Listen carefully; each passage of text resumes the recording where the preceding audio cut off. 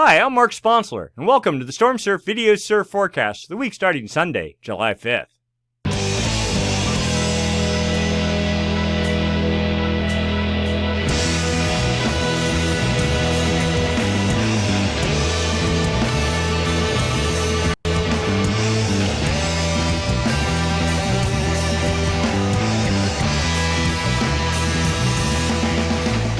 Tonight we'll be discussing jet stream roller winds, surface level pressure, significant wave heights, and all the things that go into making surf in the North Pacific Ocean. Let's get to work.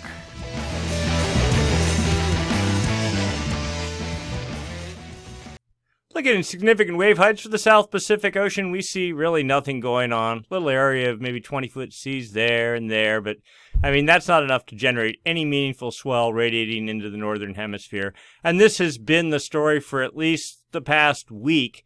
And the forecast, maybe there's a little bit of hope for the first time in over a week. So let's get into the details. As usual, we'll start out looking at jet stream level winds, and in this time of year, we're looking at the southern hemisphere. We're looking for southern hemi swell radiating into the northern hemisphere, and then we'll talk about wind swell a little bit later. All right, so we're looking for the southern branch of the jet stream. That's the northern branch of the jet stream, but here's the southern branch. And the southern branch is all but gone, very weak right there. We're looking for a trough in the southern branch that is a push to the north, sort of like right there. What that helps do is, of course, set up a clockwise flow aloft and down at the ocean surface. That's the hallmark of low pressure in the southern hemisphere. And if the trough is strong enough and low pressure is strong enough and winds generated by it are strong enough, they generate seas. Seas, as they radiate away from the fetch area, turn into swell, and swell, when it hits your beach, turns into surf. All right, so we have a very weak trough, and this has been the situation for probably the past 5 days or more. Just no wind in the southern branch of the jet stream at all. Even though you have a trough, there's really no hope for generating any storms or gales from that. So we'll put this into motion. We see the same thing going on. If anything, the trough disappears and we get sort of a ridge, the jet pushing south. That only promotes high pressure, does nothing for swell production as we're into Tuesday there. And then we get into maybe Wednesday, and there's the first sign of anything that looks like a legitimate trough we've seen in 2 weeks now, since the last update. So this is on Thursday, still about, 4 days out or so. Winds 100 knots, not very strong, pushing to the north, but at least it's a trough. And there builds a little bit more, not huge. And then a secondary, stronger trough starts building as we get into Saturday with 120 knot winds feeding up into it. That helps a lot. And lifting pretty well to the north, up to about 55 south and southeast of New Zealand on Saturday. And that continues into Sunday. And then the trough starts pinching off 180 hours out. So there's a little bit, I'll say a modest amount of hope in the jet stream. All right, let's go take a look on the surface and see if anything in the upper level there is going to manifest itself down at the surface. So here we are, surface level pressure, surface level winds. We know there's a little trough right there. Really don't see anything. A tiny little gale with, what is that, maybe 40 knot winds. But that quickly fades out. You're not going to get it. So it takes wind blowing on the ocean surface over a pretty good-sized area with good intensity over a long enough period of time to generate seas, and then, of course, the seas turn into swell, blah, blah, blah. So the short of it is that little fetch you saw isn't going to last long enough to generate anything. So we're into Tuesday, no change. A little bit of low pressure here starts developing southeast of New Zealand. On Wednesday, we know there's a trough building in that area. 30, 35 knot winds. That's not going to do anything. We need more. We need preferably 40 knot winds. There we go. 40, 45 knot winds on Thursday, south of New Zealand, aim to the northeast. That is the formula. Continuing on into Thursday night and then into Friday, and even 45, almost looks like 50 knot winds down there if you believe the models. Continuing, and then a secondary fetch with 40 knot winds again over a pretty good area, aimed well to the northeast, continuing into Sunday and then fading out. We're 180 hours out. So 2 candidate systems over the coming week. That's just what the doctor ordered. So let's go take a look. A week back, there was a gale. Small gale, not very strong, but it had good intensity with it. It generated 47.4 foot seas, at least according to the 00 Hindcast run of the models. In the Southeast Pacific, swell from that has, because this was a week ago, this is Saturday the 27th of June, swell from that system has hit California, and pretty solidly. Probably the best swell of the summer so far, and maybe even the biggest swell of the past 2 summers. There were waves in the double overhead range in Northern California, and maybe it was even bigger in Southern California. Let's go take a quick look at the buoys. So this is Point Loma buoy, high-res buoys on stormsurf.com. This is as of this evening. Yeah, you see clearly. So this is, how do you read this chart? Oh, this is all the energy in the ocean. 5-second period up to 33-second period. And this is the height of the energy in each of those period bands. You can clearly see there's a big bump right here centered at about 15.4 seconds, 2.2 feet. We've got a way to synthesize that in a second. We'll show you, but I want to go back and show you just exactly what that looked like at the peak of the swell. And you can do that by clicking this link down here. We'll do that and zoom and fast forward to where we need to be. So here we are. This only goes back about 72 hours. So this was on, what was that, the 3rd at 23Z. So that's 5 p.m., 4 p.m. on Friday. You can see big energy building at about 19 seconds, and we'll just blast through this. You know, you can, oops, there you go. Look at that. There's a big peak, 4.4, click away here, 4.8 feet. That's just in the about 18.5 second band. We'll get into this a little more. And you can see literally the, you know, as the sets hit, this is once every half hour, sets about every 15, 20 minutes. Whoa, and there was a big one there. Another, what was that, 5.4 feet? So you get the general idea, and then as the swell wore on through the 4th, you see the period slowly sinking down. Still, sets pushing up 3.7 feet down to 16.7 seconds. That's on the about midday on Saturday, and then we'll get into Sunday. You can see the period again settling down into like the 15, 16 second range. And size, still occasional sets. Anyway, this is just a purely clinical look at how this swell has evolved. All right, now let's go take a look at the synthesis. Here we go, right here. This is the integration of swell height and swell period to calculate surf size. You can see supposedly on the 4th, let's see, early on the 4th, that'd be Saturday, sets in the 10-foot range, looking at down Southern California. For sure, we saw that.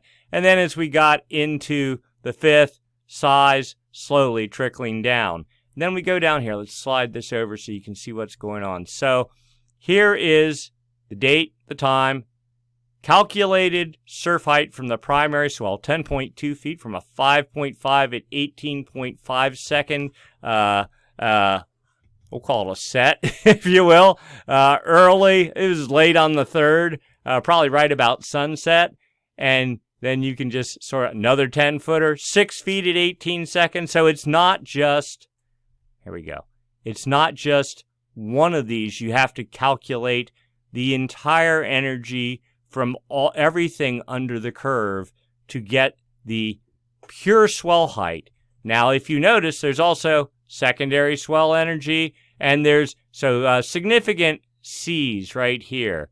5.2 feet, 4.3 feet was the primary swell. So significant sea height, that's what most people use. And really, if there wasn't a whole lot of chop in Southern California, so the swell height and the sea height were pretty close to the same. The primary swell height is the best bit of data to use to calculate actual surf height on the face. Now, that does not account for any bathymetric enhancement that might happen. But anyway, you get the general idea. You can scroll down here, and this just goes in pure chronological order up to the latest reading at about 5 o'clock. This is in Southern California. Now let's go to Northern California.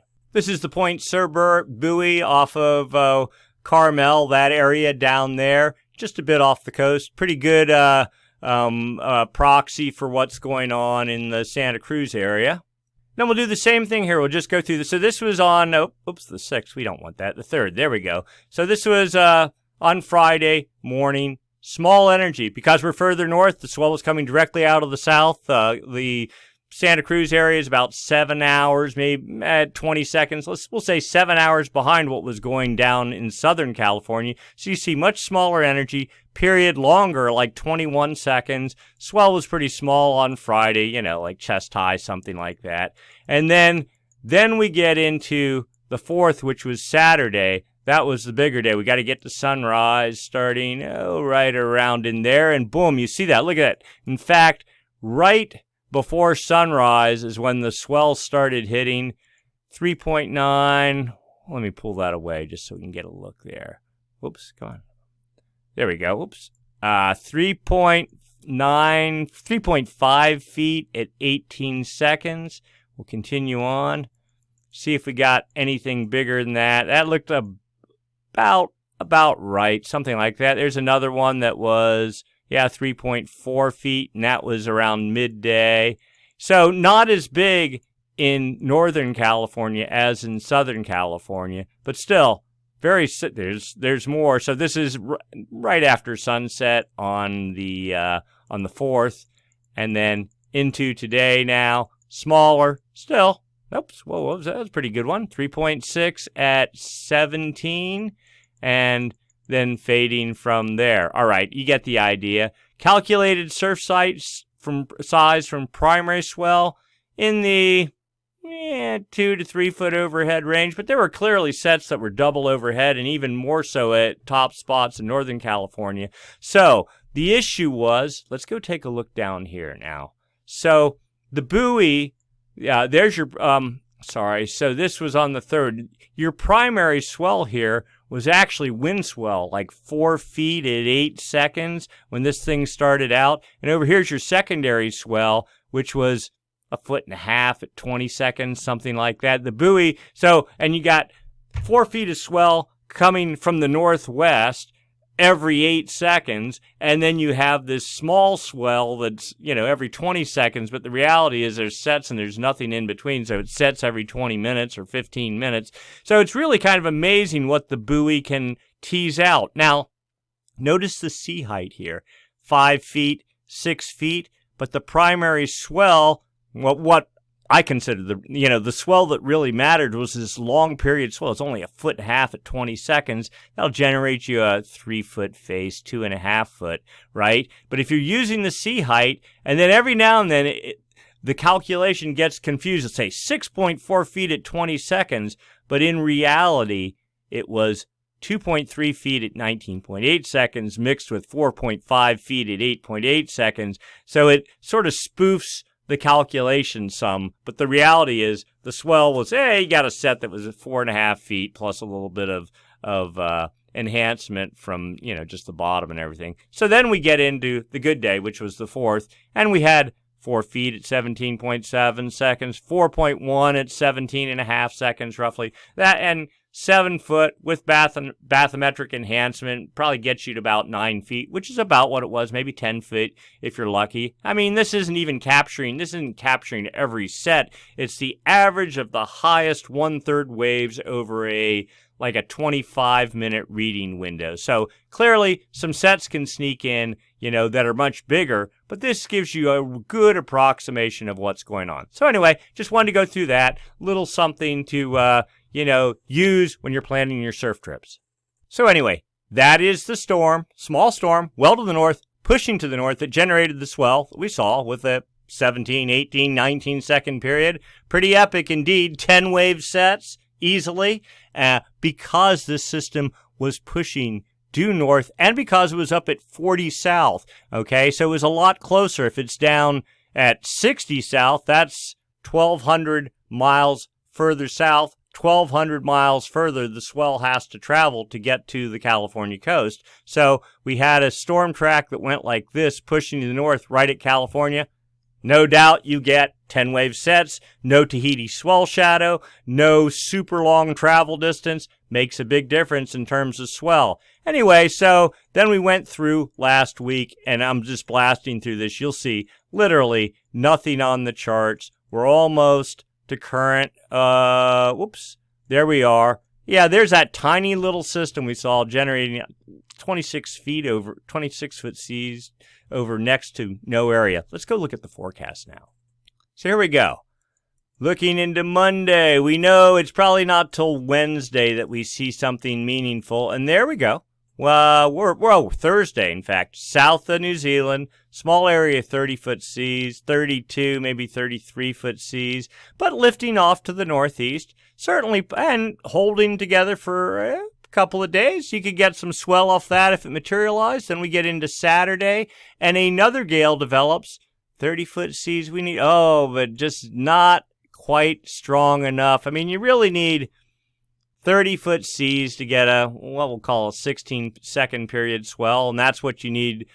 You need that long a period to survive the travel distance up into California. Hawaii, doing better. It's not as far. You don't need as high as seas. And then we're 180 hours out. So it's mainly the main event we think is going to be this one on Friday, Saturday, well, even starting Thursday, Friday, Saturday, if it materializes, if the models hold, and then we could get some swell into Hawaii a week later and into California maybe 8 or 9 days later. So at least there is now something to hope for on the charts. And then when in doubt, well, there's always wind swell. Big high pressure, 1030 millibar. This is as of this afternoon, filling the Gulf of Alaska, pushing in, creating a gradient along the California coast, generating 20-knot north winds, almost 25 knots. There you go. There's your 25-knot. Generating wind swell down the California coast. That'll probably be the name of the game once the southern hemi swell settles out. We have another 2 days of that or so. But, for the exposed coast, lots of northwest wind swell. Also notice winds circulate clockwise around high pressure. Trades start building for Hawaii. Easterly trade wind swell probably starting Tuesday for the Hawaiian Islands. And again, get into Wednesday. North wind event continues for California. East wind trade wind event for Hawaii. Wind swell, both locations. Continuing into Thursday, though, almost looking more so for Hawaii than California. But still continuing. Low pressure moves into the Gulf of Alaska. Maybe it'll cut out a little bit of the high. We'll see. We're into Friday night. Saturday, notice supposedly some tropical systems on Saturday, south of California.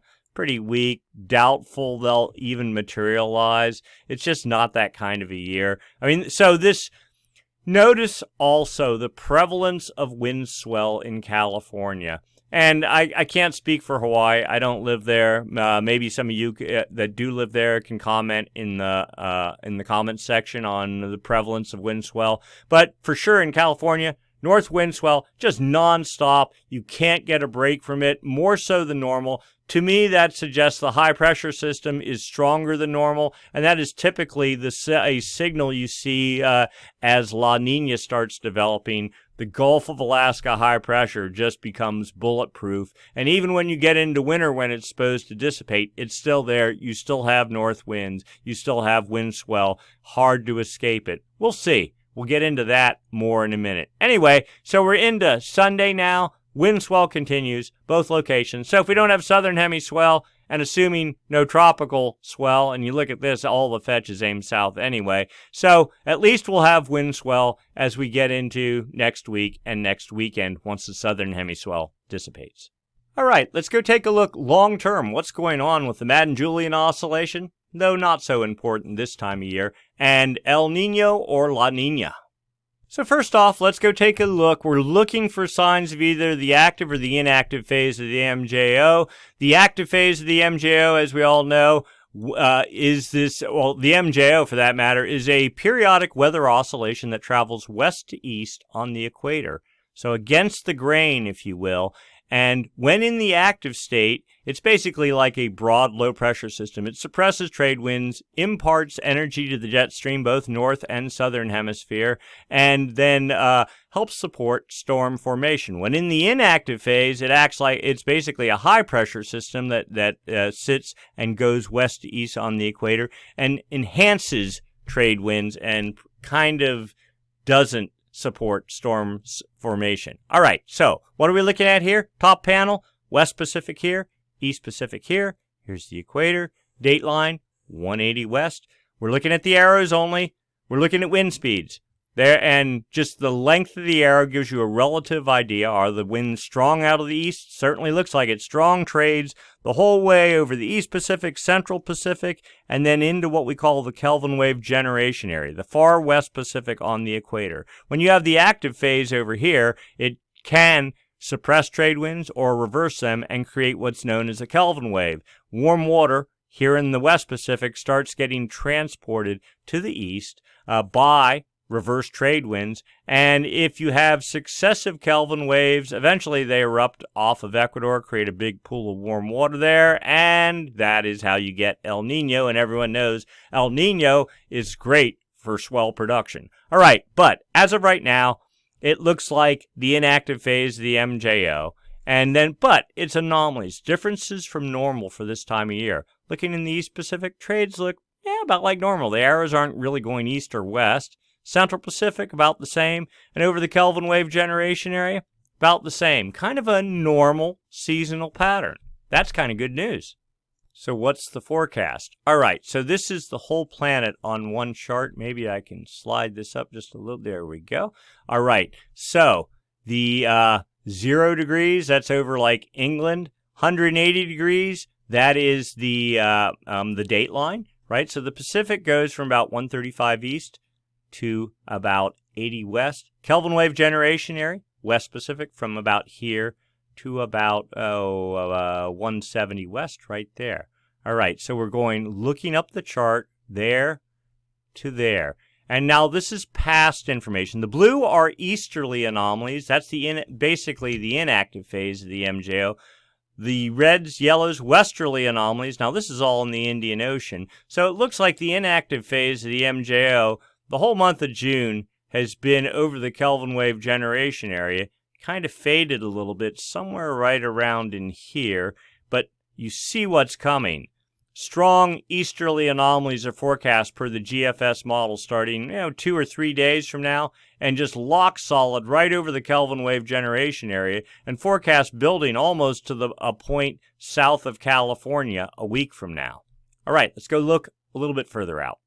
Next up, outgoing long-wave radiation, another component of the Madden-Julian oscillation, MJO. All right, the oranges and yellows are not a good sign. This is outgoing long-wave radiation, sunlight reflectivity off the ocean surface. Oranges and yellows mean more sunlight reflectivity. That means high pressure, cloud-free skies, inactive phase of the MJO. So per the statistic model, inactive phase of and the Kelvin wave generation area, right in here, right? So that's South America, Central America, Australia, New Guinea, Philippines, you get it. Right in here, Kelvin wave generation area, inactive phase. That looks like building easterly anomalies to me. Same thing there, 5 days out. Same thing there, 10 days out, but weakening a little. And then maybe 2 weeks from now, maybe things letting up and maybe moving towards the active phase. But let's go take a look at the dynamic model. It's saying pretty much the exact same thing. In fact, here we go. We can line up the 15-day panel, the final panel on both models.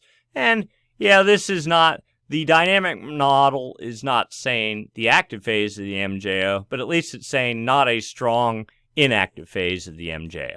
All right, let's keep going. Phase diagram charts. We only have one of them today from the statistic model, so we'll just have to run with that. All right, whole planet. This is the whole planet. Actually, this is the north. Assume you're looking down on the North Pole here, straight down on it, like right there. The MJO, active and inactive phase, travel west to east from the Indian Ocean over the maritime continent, across the West Pacific, East Pacific, under the United States, across the Atlantic, over North Africa, back to the Indian Ocean. The heavy dot here is where the active phase of the MJO is, and the further that dot is away from the circle, the stronger the active phase is. So we'll say a modest active phase of the MJO over what would that be? Northeast Africa, maybe trying to get into the Indian Ocean. Per the different runs of the model here, the active phase is supposed to push west over the next 2 weeks, but still not even making it to the maritime continent. Consider that like Bali, that area. So probably no real hope over the next 2 weeks. And then our dynamic model just has no data at all. Then we have this upper level model. Okay, so multiple panels here, each one 5 days further out. So this is a 40-day model. There's South America, Central America. That is the equator right there. Dateline, roughly right around there. New Guinea, Australia, you get it. Kelvin wave generation area right there. The yellows, oranges are areas not favorable for precipitation. We can assume that to be the inactive phase of the MJO. And so you see the inactive phase of the MJO working its way across the Pacific and into Central America about middle of July. Okay, and then what we really want to see is some big booming shades of green. That would be the active phase of the MJO. And remember, the active phase of the MJO feeds the jet stream. But no, we don't see that. What we see is this patchy little mess of just a very weak, unorganized active phase of the MJO going the whole way out through the end of the model run here to August 8th. Now, the good news is at least it's not the inactive phase of the MJO, but it's not a coherent active phase. So the point being, this probably will do nothing to feed the jet stream or provide any, amplification for storm development.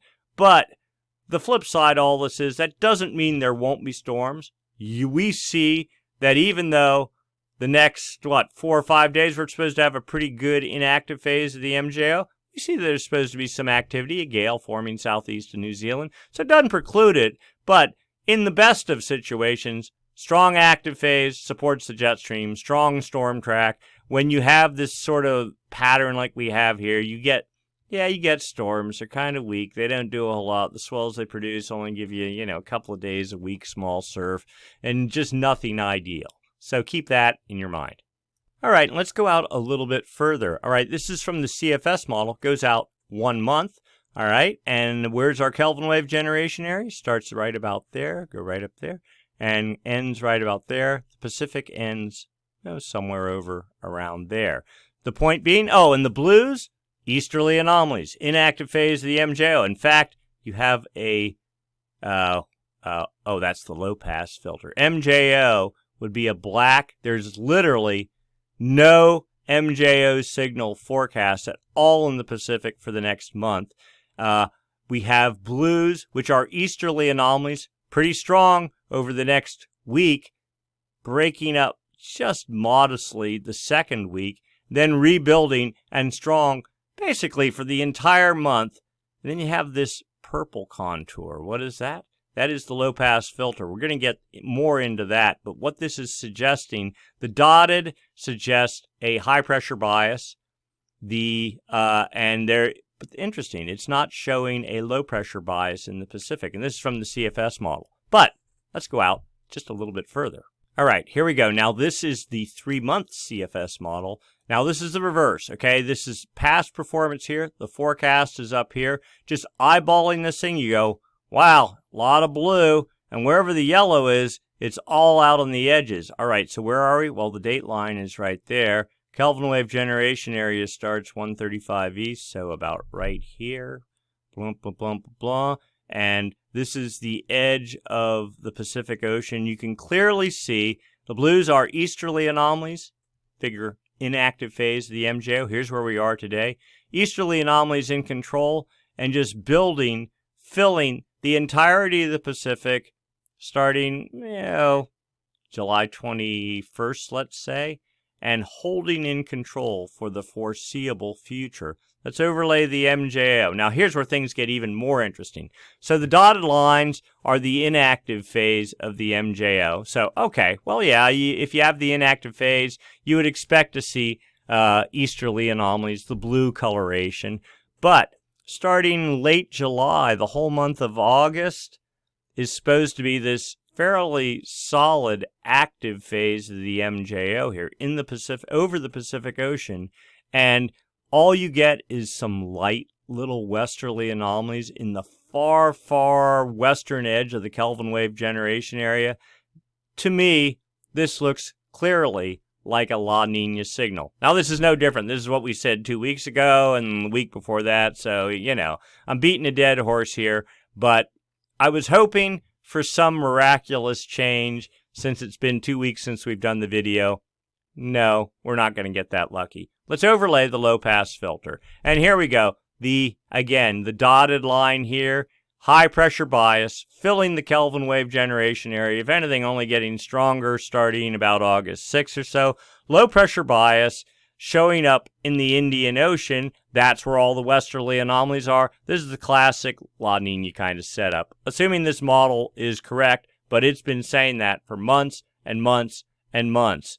And we're right on the hairy edge of whether this is going to happen or not. We're going to get into that more in a minute. So you see where we were last year. Low pressure bias over the Kelvin wave generation area. Even at that, it was pretty wimpy, and last winter was not good. But that's better than theoretically what this could be if it materializes. All right, so let's move on. No more MJO talk. Let's see now we're going to focus on El Nino, La Nina. We're going to start by looking at subsurface ocean temperatures. West Pacific here, East Pacific here.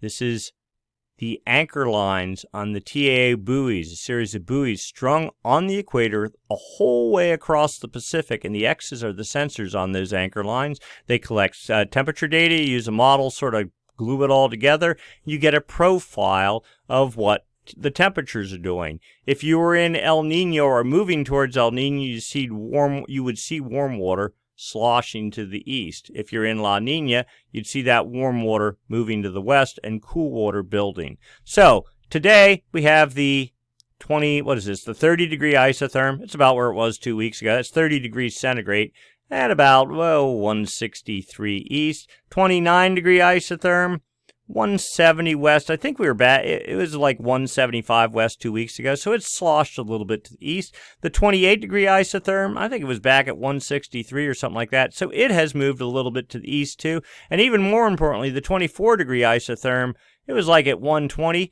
Even 2 days ago, it was actually pushing into Ecuador. It's backed off. So there has been some eastern encroachment of warm water, okay? It is the anomalies. This is even looking better. Anomalies, differences from normal for this time of year. Back a month ago, 2 months ago, we had this giant pool of cold water here in the this is down 100 meters, 150 meters, minus 3 degrees Celsius, giant cool pool in this area. Just look like, not good at all. But you can see, and warm water never made it past, what was it, about 160, something like that? Yeah, so right around here. Now, 2 weeks later, you see warm water is almost making it the whole way to Ecuador. Now, it's not warm water. It's, neutral to pretty much just normal water. So that's like, hey, maybe we're not heading towards La Nina. Well, we'll get a little bit more into that. Where did all that cold water go? Well, we know it erupted for sure. A lot of it's been erupting. But is that it and it's over, or is there more coming? So here's another model. It tends to lag about a week behind. It's showing still a pretty good pool of 1, 2, 3, 4, 5, 6. 1, 2, 3, 4, 5, 6. 4 to 5 degree pockets. 4 to 5 degrees Celsius below normal. What is that, like 8 or 9 degrees Fahrenheit below normal? So this is showing a pretty good sized pool of cool water here. Now, mind you, this is back, this says the 27th of June. Well, okay. So we don't have more recent data. We'll have to figure out what's going on there, whether NOAA's just slacking a little bit here. But you see, we were like that, and now we're kind of in this warmish pattern. So something is changing for the better, at least for the moment. Upper ocean heat anomalies is the upper 300 meters. This is stale data too. You can see it 27th of June. So that was about when we did our last forecast. You could see big pool of cool water, but at that time, warm water was building in the West Pacific and starting to move to the east. So this is interesting. Still stale data, but you get the idea. And then this other open upper ocean heat anomalies for the whole area from the date line to 100 west, which is somewhere south of Mexico, and time sequenced. The point being, yeah, we were warm last October, November, December, half a degree, probably 0.4 of a degree above normal when you average it all out. And then in April, the bottom fell out. That big pocket of subsurface cool temperature built, but then it's migrating, moderating, whatever you want to call it, fading some as we get into early July. All right, let's go take a look at ocean surface temperature data, anomalies. All right, so this is sort of a pieced together high-res view. The yellows, oranges are above normal temperatures. The blues below normal. The equator is right here. It's sort of a stair step, whatever you want to call it, not perfectly overlaid image. Cool water off of Peru, a little bit off of Chile. So this is driven by high pressure, rotates counterclockwise in the southern hemisphere. Upwelling off of Peru, over the Galapagos, off of Ecuador, the whole way along the equator, the whole way out to effectively the date line. This is the classic, here's what La Nina looks like as it's building. But even in this image, it is not nearly as pronounced as it was 2 weeks ago. Let's keep going. 7-day trend, ocean temperatures. All right, now here's where things get interesting. Because 2 days ago, this was all orange, meaning temperatures were warming here. Now, just in the past day or so, all of a sudden you're getting this building blue haze. It's only 7 days worth of data, 7-day trend, but it suggests temperatures are falling. And remember when we looked at some of the previous charts, we saw trades are blowing pretty good here, but they're not stronger or weaker than normal. But also remember the forecast we looked at that said east anomalies are really supposed to start building here in the Kelvin wave generation area. But what that also suggests, and we also saw a strong inactive phase of the MJO building over here, that would only enhance trades, that would cause more upwelling, that would cause a buildup of these temperatures. So the point being, we've been in kind of this slack pattern, we think, where the trades have, they're not blowing as hard as they have been, so that has allowed the sun to warm the ocean surface some. There's less mixing of, less wind impact here, less upwelling, and so the cool pool has backed off a little bit, okay? But now you see, well, we think the inactive phase, east anomalies are supposed to start building, and already there's some early signs of some upwelling here. Maybe. And here's the backed off view. Again, you see this clear La Nina signal. If you want El Nino, you'd see this big yellow-orange triangle over this entire area of warm water. We don't see any of that. If anything, this is the typical La Nina kind of pattern. All right, so here is sea surface temperatures in the Niño 1.2 region. This is the area right up there along Peru, the Galapagos, Ecuador. Temperature trend, we were warm in the we'll call the spring, but steadily temperatures have been dropping, holding about 1.5 degrees below normal. That's pretty cold, but this is a noisy area. This is not the official El Nino monitoring region. This is right here, the Niño 3.4 region. There we go, a little bit better centered. Now, we were warm last spring, actually last winter. Temperatures just dove in April and May down to 0.6 of a degree below normal. But then they've kind of been steadily recovering, and as of right now, we're at 0.014 below normal. Dead neutral, basically. The question now becomes, will the inactive phase of the MJO build? How strong will it build? Will it build as long as, well, let's go see if we can find this real quick. This guy here suggests with east anomalies nonstop, will this materialize? Again, this is a model projecting this. It is not guaranteed that it'll happen. Models can be wrong. Now, we've been waving the La Nina flag, and a lot of it's based on this model here and maybe two others, and we're still saying that that's probably the case. But we can always be wrong, right? As of right now, temperatures were supposed to be down, well, we'll look at this in a minute. They're supposed to be a lot colder than they are. We think this is a temporary lull. We think that when the east anomalies start kicking up 3 days from now, and if they hold for the next month, these temperatures are going to go way down and they're going to stay there. But if for some reason that doesn't happen and the models have completely blown it, then maybe we'll end up with maybe a normal winter. Some of the models are saying that. Let's go look at what this one model is saying. This is this Niño 3.4 sea surface temperature anomaly forecast from the CFS model, the main model we've been using. July, what are we, the 4th?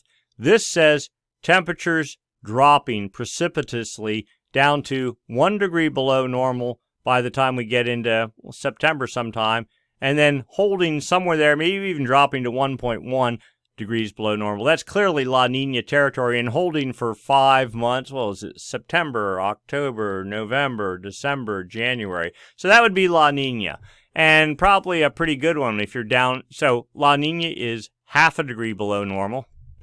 We can center this just a little bit better. There we go. A half a degree below normal for 5 consecutive months. This is saying much deeper than that. We are right on the precipice here, though, because this is where it all matters. If the east anomalies develop, if they last as long as they're forecast, that's what drives this negative anomalies. And my guess is you're going to see this building subsurface pool of cool water developing and starting to erupt to the surface and all that. But as of right now, it almost looks like La Niña might not happen. So this, from a from a betting man's perspective, do you want to bet on La Niña or do you want to bet on a neutral year? Well, of course, I'd want to bet on a neutral year, but I'm not buying any of it. We'll see what actually happens. But I think the point is the next month is going to be key. If we get to the end of July, early August, and we don't have the east anomalies, they don't materialize, and sea surface temperatures don't bottom out, then maybe we're going to get lucky. But if they do, then you know where we're headed. All right. So for right now, we're kind of right on the cusp. It's an interesting point to be because you can look at the models and you can see what's actually happening. Right now, temperatures, they're cold on the equator. They look like La Niña, but very weak. It's not strong. It's not a robust signal like it was a month ago or 2 months ago. Okay?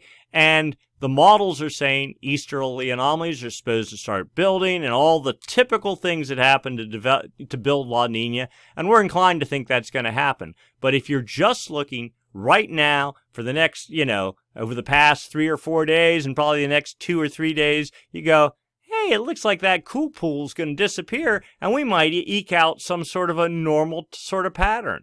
And the reality is there's nothing that obviously is saying one way or the other. NOAA's officially saying, we're going to be ENSO neutral this winter, but the CFS model says, no, La Niña. And the ocean data and everything's kind of pushing towards La Niña. So we're going to continue to wave the La Niña flag, hoping that it doesn't happen and that we're, the worst, we're painting the worst case scenario, hoping for something better.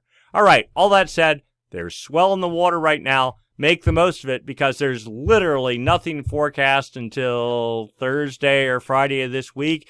And then that means that swell won't arrive to Hawaii for a week after that and into California for 9 days after that. So for the most part, in California, the next 2 weeks, no surf other than wind swell. So make the most of what you can get of the last of this good, not long period anymore, but a good number of waves per set swell that's hitting and has provided some epic surf pretty much over the 4th of July holidays. All right, so that's it for this week. We're going to do this next week. If you enjoyed the video, give us a thumbs up. Comment section, we try to stay on it. We reply to most comments. Try to. If you don't want to subscribe because you do get automatic notifications every time we post the video, then you can go to stormsurf.com. All the data we've shown here is present there. You can follow along day by day if you don't like waiting for a week for us to wrap it up for you. And that's pretty much it. Thank you for watching. We're going to do this again next week. Same time, same channel. See you then.